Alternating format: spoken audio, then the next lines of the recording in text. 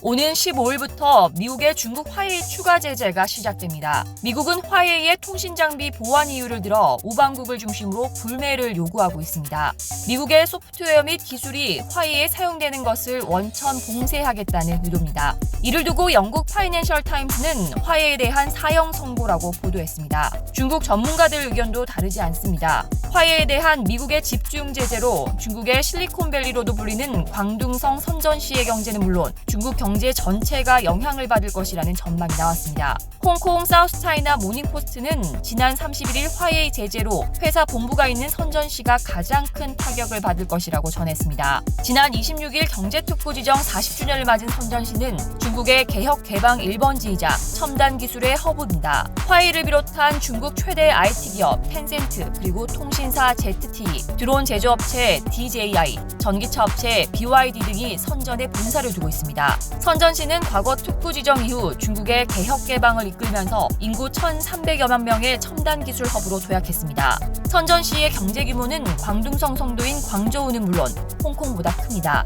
작년 말 기준 선전시의 GDP는 3,900억 달러로 광저우와 주화이의 GDP를 합친 것과 비슷합니다. 선전시 통계국의 자료에 따르면 화웨이는 2016년 기준 선전시 GDP의 7%를 차지했습니다. 중국 IT 산업 내 고급 인력 수급에도 문제가 생깁니다. 화웨이는 칭화대, 베이징대, 저장대, 후탄대 등 중국 명문대 출신을 가장 많이 고용하는 기업입니다.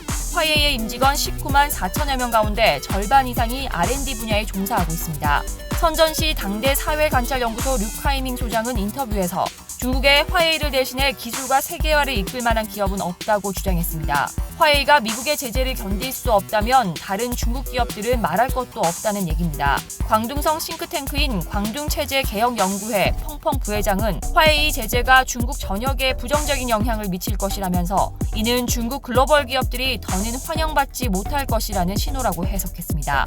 화웨이의 돌파구는 내수와 유럽 시장입니다. 내수에선 미국의 제재에도 불구하고 미국 반도체 공수가 가능한 클라우드 사업에 집중하고 있습니다. 중국 정부는 공공기관 클라우드 사업을 화웨이에 밀어주고 있습니다. 영국 파이낸셜 타임즈는 30일 지난 1월 화웨이 클라우드 사업은 스마트폰 사업 및 통신장비 사업과 동등한 규모가 됐다고 보도했습니다. 유럽 시장은 화웨이 전체 매출의 약 4분의 1가량을 차지하고 있습니다.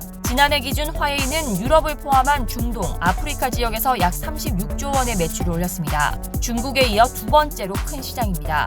지난 2월 화웨이가 중국의 첫 5G 부품 공장 부지로 프랑스를 택한 것도 유럽의 전략적 중요성을 보여주고 있습니다. 화웨이의 마지막 희망은 11월 미국 대선입니다. 업계 일각에서는 트럼프 대통령이 재선에 성공하면 미 기업들이 화웨이의 반도체 제품을 판매할 수 있도록 부분적인 수출 면허를 내줄 것이란 관측도 있습니다. 그렇지만 5세대 이동통신 시장을 중국에 넘겨선 안 된다는 여론이 미국 사회 전반에 강하게 형성돼 있어 대선 결과를 떠나 미국의 화웨이 압박은 계속될 것이라는 시각도 만만치 않습니다.